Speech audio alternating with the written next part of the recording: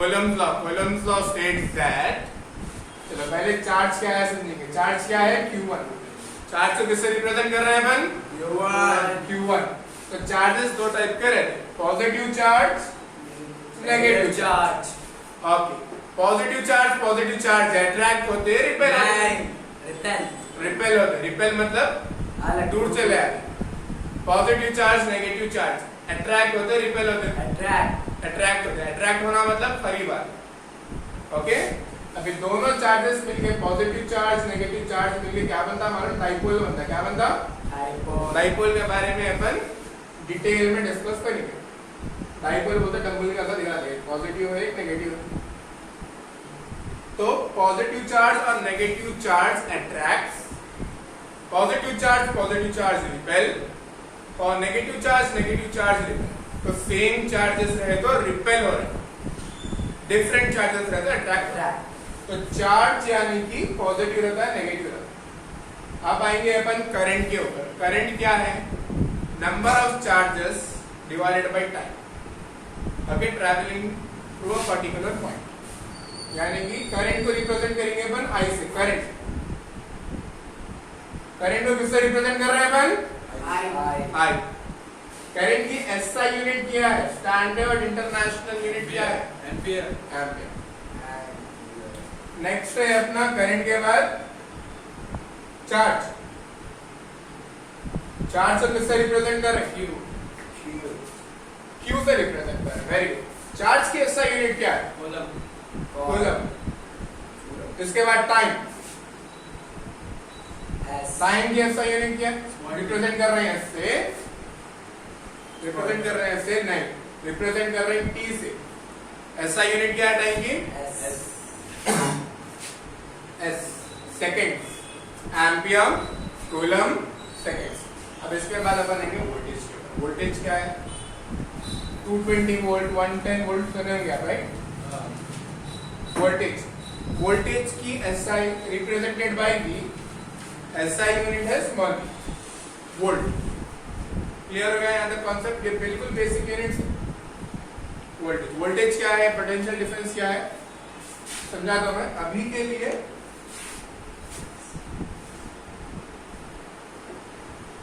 अपन concentrate करेंगे Coulomb's law. Coulomb's law क्या है? एक चार्ज है Q1, एक और चार्ज है Q2। अब ये दोनों चार्जेस को कितना फोर्स लगता अट्रैक्ट होने के लिए, रिपेल होने के लिए? अट्रैक्ट होने के लिए उतना ही फोर्स लगेगा, रिपेल होने के लिए उतना। इसमें क्या क्या फैक्टर्स डिपेंड करेंगे? एक चार्ज यहाँ पर है और दूसरा चार्ज वहां पर है, जो अट्रैक्ट कर सकते, रिपेल कर सकते नहीं कर सकते। अब एक चार्ज बहुत बड़ा है, एक चार्ज बहुत छोटा है, अट्रैक्ट कर सकते जल्दी होगा ना अट्रैक्ट, ज्यादा फोर्स लगेगा, कम फोर्स लगेगा। एक चार्ज बड़ा है, दूसरा भी चार्ज बड़ा है, कम फोर्स लगता है अट्रैक्ट या रिपेल होने की। एक चार्ज बड़ा है, दूसरा भी चार्ज छोटा है, तो इन लोगों को ज्यादा फोर्स लगेगा अट्रैक्ट या रिपेल होने की। समझ रहे हैं बात? तब इस पे कौन से दो फैक्टर्स आ रहे हैं अपने को? एक हो गया डिस्टेंस। क्या है? डिस्टेंस। ज्यादा डिस्टेंस रहा तो नेचुरली फोर्स ज्यादा लगेगा, कम डिस्टेंस रहा तो कम फोर्स लगेगा, है ना? दूसरा क्या फैक्टर आ रहा है अपने को? चार्ज कितना चार्जड है, मतलब क्या है? कितनी पावर है चार्ज में, राइट? तो पावर वर्ड यूज नहीं करेंगे अपन, फिर भी तो ये दो चार्जेस है, इन लोगों का कुछ चार्ज है, तो अपन फोर्स को बोल सकते हैं अपन directly proportional to Q1 Q2। मतलब जो फोर्स है वो डायरेक्टली प्रोपोर्शनल है, यानी कि जितना चार्ज बढ़ेगा फोर्स भी उतना बढ़ेगा। करीब लाने को या दूर लेने को, अट्रैक्ट या रिपेल। दूसरा क्या फैक्टर आ रहा? डिस्टेंस। डिस्टेंस को मैं डी से भी रिप्रेजेंट कर सकता हूँ, आर से भी रिप्रेजेंट कर सकता हूँ, अलग अलग बुक्स में अलग अलग। यहाँ पर अपने को आर बोले तो अपन यहाँ पर आर रिप्रेजेंट करेंगे, तो बाय आर। आर क्या? R square. क्लियर है यहाँ तक के? अब ये प्रोपोर्शनैलिटी साइन जो है इसको निकालना है।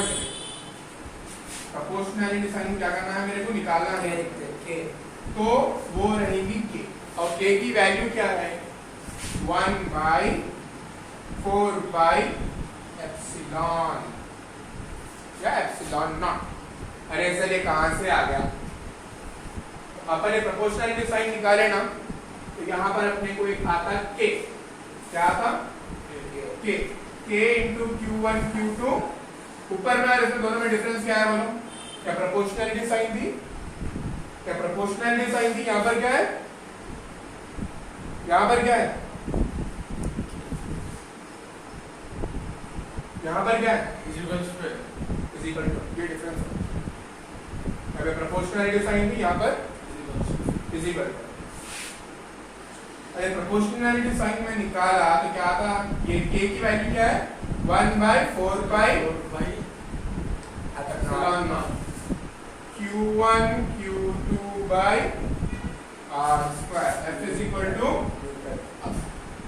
शॉर्टकट बता, 1 by 4 pi एप्सिलॉन नॉट की वैल्यू क्या है? डायरेक्ट वैल्यू लिखेंगे 1 by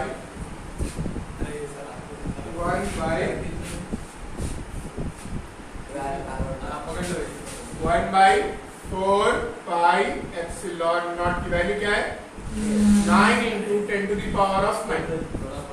वैल्यू क्या है? 9 into 10 to the power of 9। Clear है यहाँ तक?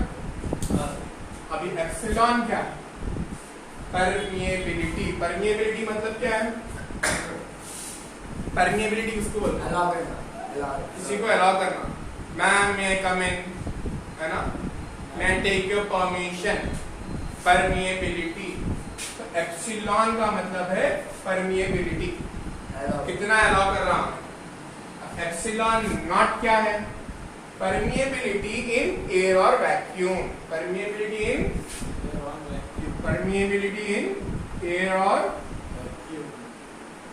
Vacuum. Okay, permeability in air और वैक्यूम। क्लियर हो गया यहाँ तक? अब परमिएबिलिटी इन एयर और वैक्यूम की वैल्यू क्या है?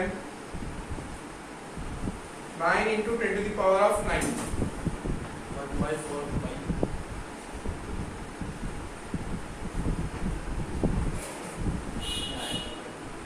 9 into 10 to the power 9। देखो एप्सिलॉन की है, परमिएबिलिटी की है 8.85 into 10 to the power of -12।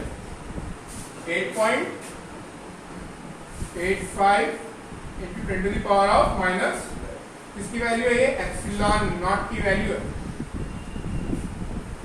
Okay, epsilon not की वैल्यू। तब कूलम्स लॉ स्टेट्स दैट, क्या है Coulomb's law? States that two charges might attract or repel. Okay, the force required to repel or attract two charges, okay, is directly proportional to product of the charges, inversely proportional to, inversely मतलब नीचे, proportional to square of the distance between them, where k is a constant. The value of k is 1 by 4 pi epsilon naught. Okay, where epsilon is permeability. Permeability means giving permission. The value of 1 by 4 pi epsilon naught is 9 into 10 to the power of 9. It's a constant. Whereas permeability, okay, permeability might be different for air, might be different for water, might be different for plastic, might be different for copper. Okay, depending on the material, the permeability changes. Okay, so for air and vacuum, the permeability is epsilon naught. The value of epsilon naught is 8.85 into 10 to the power of -12.